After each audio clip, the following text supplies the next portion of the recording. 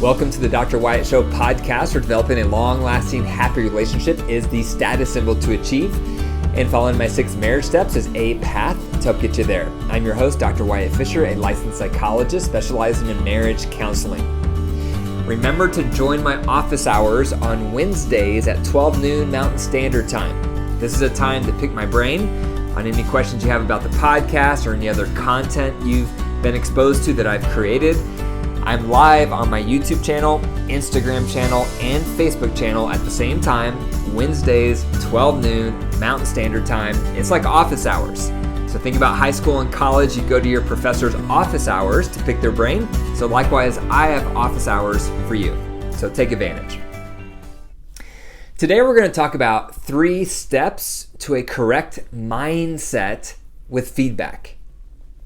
One of the top things I help couples with in my practice is learning how to give and receive feedback, because that's an essential element to being a good partner, being open to feedback, getting feedback. Your partner is the top person on the planet to give you feedback because they see you through your highs, they see you through your lows, they hear what comes out of your mouth, they see your moods, they see your strengths, they see your weaknesses. Therefore, your partner is your biggest asset for personal growth. But giving and receiving feedback is a massive problem for a lot of couples. A lot of couples don't ever give each other feedback, or if they do, it's in the form of criticism. Then it's met with defensiveness. So then we just learn to stuff what we really feel, or we pick our battles, or we blow up. It's a mess. So I want to talk today about the correct mindset, 3 steps to developing a correct mindset with feedback. Number 1, you need to value feedback. You need to develop this value that getting feedback from your partner is good. Getting feedback from your partner is helpful. Getting feedback from your partner is constructive, because that feedback is going to help you become a better person, to become a better partner. Do you want to grow? Do you want to evolve? Do you want to be refined? Your partner is the best person to help you do that. So you have to buy in to this value of, I want to be open to feedback. I want to receive feedback, because through feedback, I can learn my blind spots. I can learn where I'm rough in areas. I can learn where I need to improve. Without feedback, you don't know how to improve. So I'm a big believer in feedback. And even in my newsletters, I have a lot of people subscribe to my newsletter, and I send out a feedback form once a month asking people for feedback. What can I do better? What are you enjoying? So I can grow. I'm a big fan of feedback in my marriage, asking my wife, how can I be better? How can I improve as a partner? All of my team of coaches that work for me, I ask them for feedback once a month. How can I get better for you? So in multiple areas of my life, I'm trying to constantly ask for feedback because I am a believer. I am a strong believer in feedback because I see how important it is, and because I personally want to always be evolving to become a better person. I want to become a better person today than I was yesterday. So you don't want to coast. You don't want to get into marriage and just coast. And you don't want to have this mindset that I am who I am, just accept me. That's not a good mindset. You want to have the mindset of, I want to constantly be growing, improving to become a better person and a better partner. When I first graduated from graduate school back in 2005, part of what I did when I was going through graduate school is I joined a program to become an executive leadership coach. So I was getting my doctorate in clinical psychology, but another program on campus was offering executive coaching or leadership coaching. So I also went through that program for an entire year, became certified. And so I started a small business way back then, this was my late 20s, offering leadership coaching to leaders. So I would provide 360-degree feedback, and then the feedback would show that leader's main growth areas. And then I would provide one-on-one coaching with that leader for about 12 weeks to help them improve. And then we do 360 feedback again at the end to assess for progress. What stood out to me is I did a lot of presentations. I would go to Rotary clubs all over the place doing presentations, trying to get leaders to sign up for this process, for 360-degree feedback, for leadership coaching. And by and large, the feedback I got from leaders was, I don't want to hear how people feel about me. It's too uncomfortable. I don't want to hear it. I don't want to go there. I don't want to ask for that feedback. I don't want to hear what people really think about me. It's too scary. And that was so disheartening to me, and so jarring to me, and so alarming to me, because what's the smarter approach? You can either stick your head in the sand like an ostrich and pretend there's no negative feedback for you and that everything is great, which is a falsehood, that's a lie, or you can ask for that feedback and you can do something with the feedback. So it was just incredible to me how many leaders were too intimidated to ask for that feedback. And likewise in marriage, I meet a lot of couples where one or both partners don't want to hear what their partner has to say. They don't want to ask for feedback because they're scared of what their partner is going to say. But guess what? Your partner is going to have those feelings and think those thoughts about you whether you ask or not. So wouldn't it be smarter to ask, to hear about it, so you can do something about it, than never asking? Because if you don't ask, that's going to make them feel bottled up and hopeless, like things are never going to get better. So that's number one. The number one step to creating a correct mindset with feedback is valuing feedback, seeing the benefit of it. If you want to grow, if you want to become a better person, you have to start valuing feedback. Number two, you have to ask for feedback. If you're going to become someone who values feedback, you have to start becoming proactive to ask for feedback. You're not going to get it regularly, proactively, unless you ask for it. So this is what happens in most marriages. We don't ask for feedback. We don't want to hear it. It's too scary. Then our partner gets fed up with our growth areas, our weaknesses, and then they criticize us. And when we get that kind of feedback, we get defensive. And then we associate feedback means criticism. Feedback means I'm getting put down. So why should I ask for that? Well, you should ask for it because then your partner won't criticize you. It's a much different experience when we ask for feedback compared to if it's given to us when we're not asking for it. That's when it's a criticism. That's when it catches us off guard. That's when we're blindsided, and that is when we get defensive. But if you ask for feedback, you're in the power role because you've initiated that conversation. So right there, you're going to receive that feedback better because you're the one asking for it. And second, because you're asking for it, your partner is going to be more gentle giving it. And in contrast, when they randomly give you that feedback, it's because they're fed up, and then it's going to come out as criticism, and then you're blindsided, and then it doesn't go well.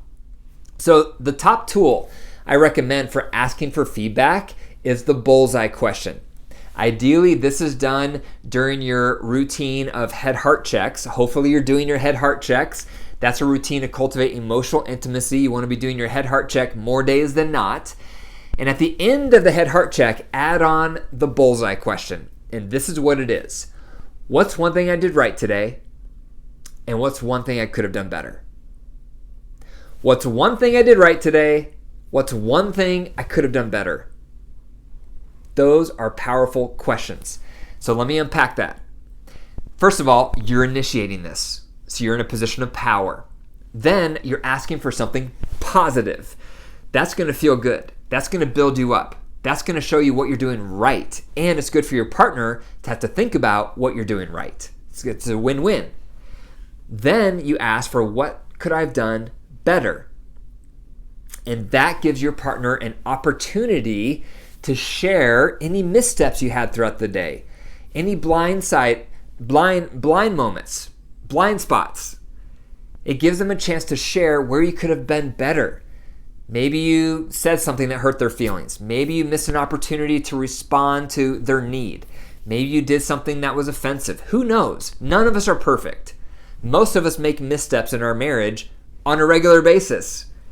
So you're asking your partner, you're asking them, you're inviting them, tell me, what's one thing I could have done better today? And by the way, notice how I say, what's one thing? because you're not opening it up for your partner to say 10 things you could have done better. You're saying, what's one thing I could have done better? What's one thing I did right? What's one thing I could have done better? Then this leads me to number 3. Number 3 on getting the correct mindset for feedback is the 50% rule. So here we are. We're doing our head heart check. Then we're ending it with the bullseye question. We're taking turns asking each other, what's one thing I did right today? What's one thing I could have done better? And now what? First of all, you have to remember the ground rule of the bullseye question. The ground rule is you are not allowed to get defensive. So when your partner gives you that constructive feedback, you cannot defend yourself with why you did whatever they're giving you constructive feedback with. If you defend yourself, think it through. If you defend yourself, it's sending the message to your partner, it's not safe to give me feedback. I can't take feedback. Therefore, they're going to stop giving it. And you don't want that, because that's going to make them start to feel hopeless in the marriage and bottled up. And when someone gets hopeless and bottled up, they're going to pull away from you physically, and they're going to start having harsher startups to conflict. So you want your partner to feel like you can take it. And the best way to do that is to not get defensive. You can ask questions. If you're curious about their constructive feedback or you're confused on their constructive feedback, you can ask for questions, clarifying questions, but no defensiveness is allowed. And the best thing you can say back to their constructive feedback is, thank you for the feedback. Thank you for the feedback. Let me say it one more time. I want it to sink in. Thank you for the feedback. It's the best phrase you can say during the bullseye question. Now, let's talk about what happens next. This is number 3, the 50% rule. The 50% rule, if you remember, is part of the reunite tool for discussing resentments and how do you respond back when you're the listener. So this is an overlap here. So the 50% rule basically says when your partner gives you constructive feedback, it doesn't mean it's all your fault. It might not be any of your fault. It might be their fault, or it might be the circumstances. You probably had valid reasons why you did what you did. That's why you're not expected to take 100% blame for the constructive feedback. And often we think we need to, and that's why we get defensive. So in your mind, when you're listening to the constructive feedback, you have to be thinking about what part of this feedback is true. What's the kernel of truth? What's the piece in this feedback that reflects my growth area? That's what you're listening for. That's the 50% rule. Sometimes it might be just 5% of what they're saying has some truth in it. Other times it might be 50% of what they're saying has some truth in it. Other times what they're saying, there may be 95% truth in it. You're in control to decide how much of their feedback is legit and valid. That's up to you. And you get to mull that over after you say, thank you for the feedback. You get to mull over that feedback over the next day or so. Mull it over, think it through, reflect on it. And when you're reflecting, you're thinking about, is there any kernel of truth? Does that feedback reflect any changes I need to make? Is there any adjustments I should consider? Are there any blind spots that were highlighted for me? And again, you are in control of deciding that. A lot of times, constructive feedback is an issue of control. Because when we're criticized, we feel a loss of control. So therefore, we defend ourselves to regain control. So it's a really interesting way to think about feedback from a perspective of control. Therefore, when your partner gives you that constructive feedback because you're asking for it, what's one thing I did right today and what's one thing I could have done better, they give you that constructive feedback and you say, thank you for the feedback. Now you're in control. You get to decide how much of this feedback is legit, how much of this feedback is warranted, how much of this feedback do I need to consider in order to make some changes. You are in control of that. And you don't even have to tell your partner what you've decided. That's up to you. You mull it over, you reflect on it, then it's up to you what you choose to adjust, if anything. So, those are 3 steps to develop a correct mindset when it comes to constructive feedback. Number one, you have to value feedback. You have to buy into this idea that it's really important to get feedback because that's going to make you into a better person and a better partner. Number two, you have to start asking for feedback proactively. If you do that, criticisms are going to go way down. So do that with the bullseye question. After your head-heart checks, tag on the bullseye question. What's one thing I did right today? What's one thing I could have done better?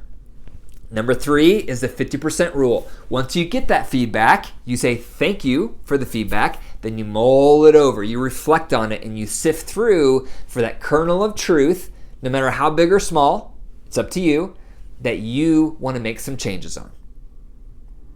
Thank you for listening to the Dr. Wyatt Show podcast. If you enjoyed the episode, click the 5 stars and leave a review. And the best way to pay it forward is to text one person today about the Dr. Wyatt Show podcast. You can even forward them this link. If this podcast has helped you, it's going to help them. And that's a great way to spread the word. For more resources, go to my website, drwyattfisher.com. And remember, your marriage is alive. So if you nurture it and care for it, it will grow. But if you deprive it and neglect it, it will wilt and die. The choice is up to you. Take care.